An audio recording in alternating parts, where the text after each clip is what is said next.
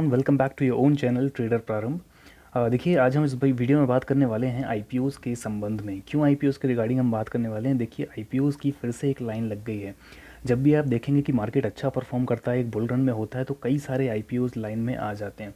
बीच में भी कुछ समय पहले, 1 महीने पहले भी काफ़ी सारे आईपीओज़ आने के लिए थे, लेकिन बातें काफ़ी सारी होने लगी थी रिसेशन के बारे में, मंदी के बारे में, जिस वजह से मार्केट भी काफ़ी प्रेशर में था। तो उसके कारण काफ़ी सारे आईपीओज़ डिले हो गए थे या फिर उनका जो टाइम है वो आगे बढ़ गया था। सो फाइनली आज भी निफ्टी ने 18,000 के ऊपर फिर से क्लोजिंग दी है, एक काफ़ी अच्छी क्लोजिंग है। अमेरिकन मार्केट्स जो हैं वो भी अच्छे परफॉर्म कर रहे हैं। सो फाइनली आप यहाँ पर देखेंगे कि main board IPOs as well as the SME IPOs, हर प्रकार के आईपीओज़ आपको काफ़ी मात्रा में आते हुए दिखेंगे। ओके, तो अभी आप देखें तो 4 से 5 मेन बोर्ड आईपीओज़ भी हैं, एसएमई आईपीओज़ भी हैं। जैसे कि अभी हम जो बात करने वाले हैं वो डीसीएक्स सिस्टम्स आईपीओ के बारे में हम बात करने वाले हैं। अब कंपनी क्या करती है, क्या इसका काम है, इसका बैकग्राउंड कैसा है, प्रमोटर्स कैसे हैं, इसके फाइनेंशियल्स कैसे हैं, इसने पैसा कितना कमाया है, इसने प्रॉफिट कितना कमाया है, उसके बाद कंपनी का फ्यूचर प्रोस्पेक्ट क्या है। ये सारी चीज़ें होती हैं जो कि आपको ध्यान रखनी होती हैं अगर आप आईपीओ में इन्वेस्ट करने जा रहे हैं, अप्लाई करने जा रहे हैं, जो कि तय करेगा कि इसकी लिस्टिंग कैसी होगी और लिस्टिंग के बाद कंपनी परफॉर्म कैसी करेगी on the Indian stock exchange.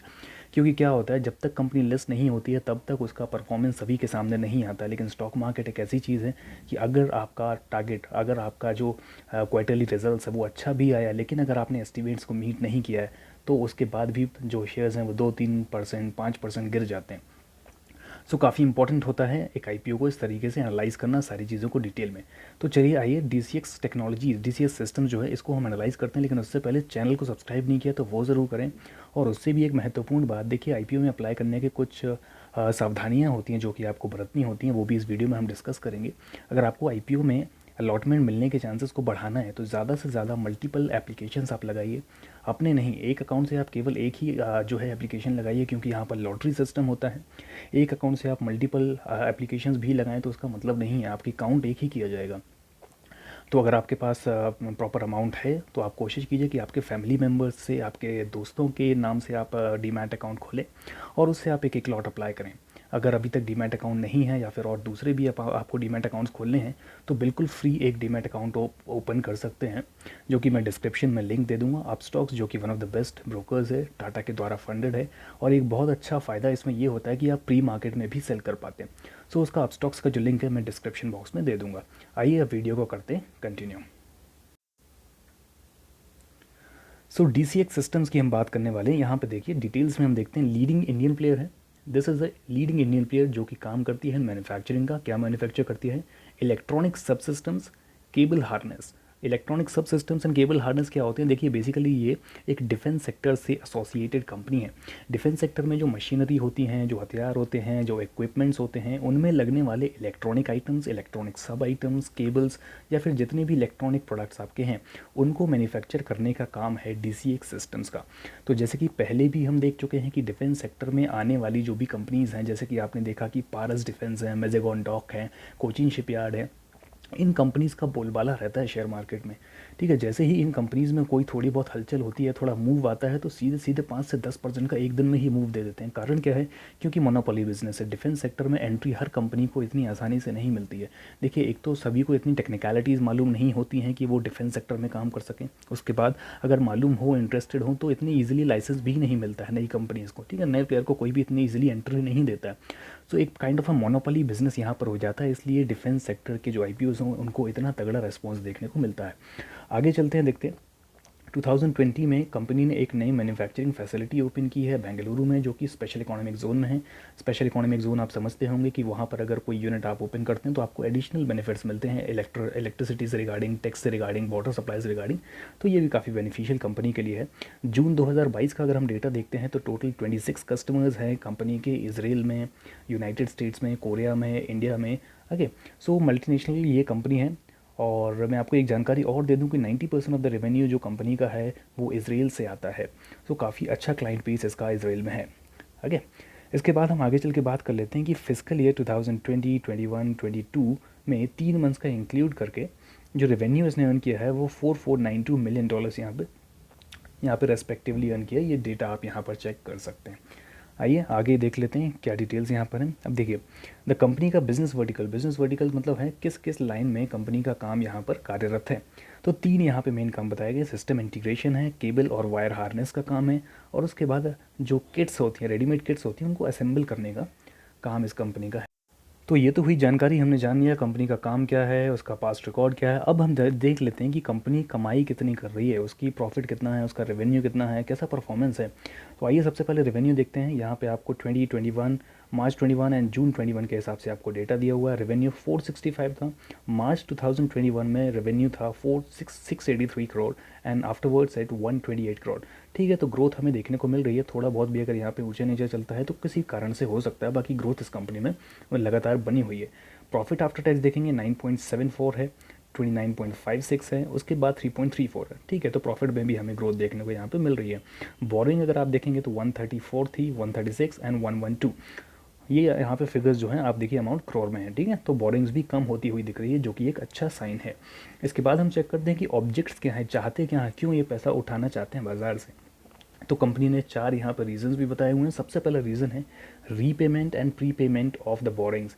अपनी बोरिंग्स को कम करना चाहते हैं, डेट फ्री बनना चाहते हैं, जो कि एक बहुत ही पॉजिटिव साइन है।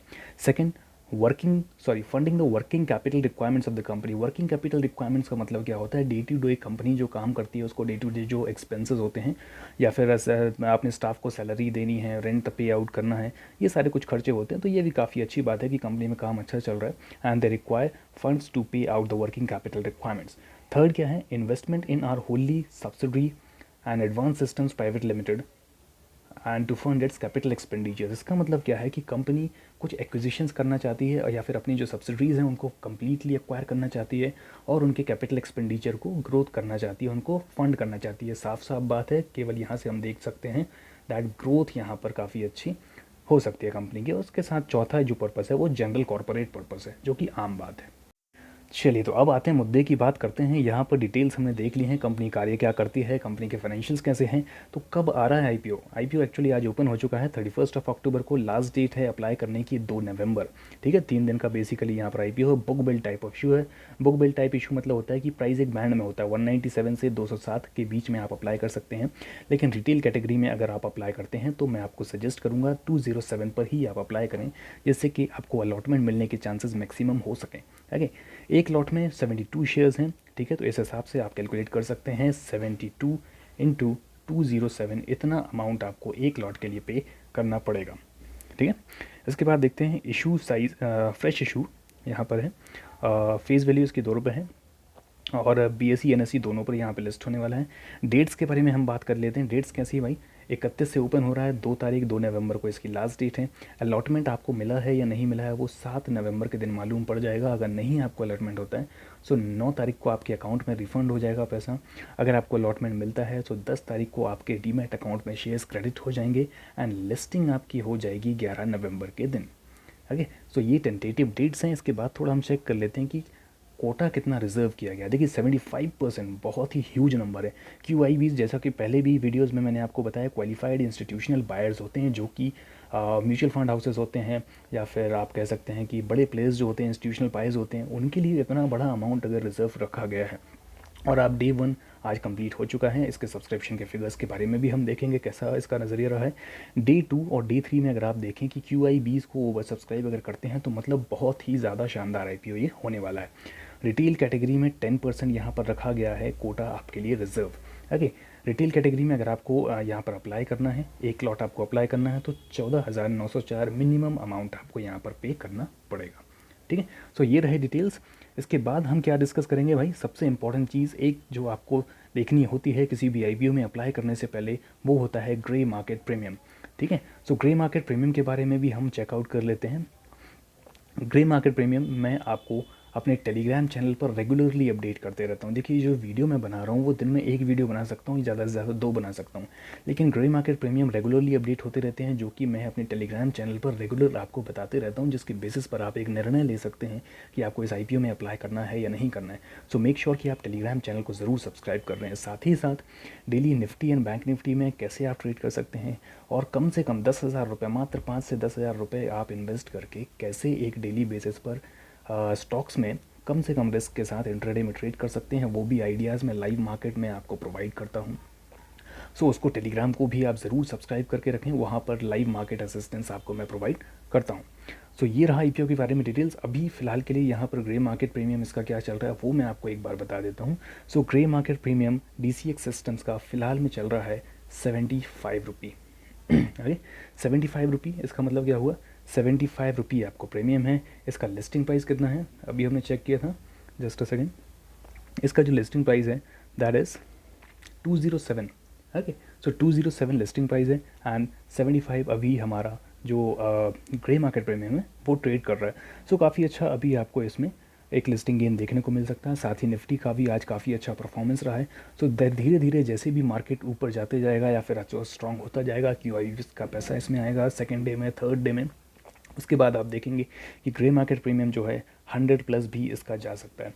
सो अगर आप विदाउट रिस्क एक डिसेंट अमाउंट अर्न करना चाहते हैं, आपके 7 से 8 दिन अगर आपके पैसा जो है ब्लॉक बस रहे और उसमें आप एक डिसेंट रिटर्न चाहते हैं, तो काफ़ी अच्छा ये मौका है कि IPOs में आप इन्वेस्ट करें।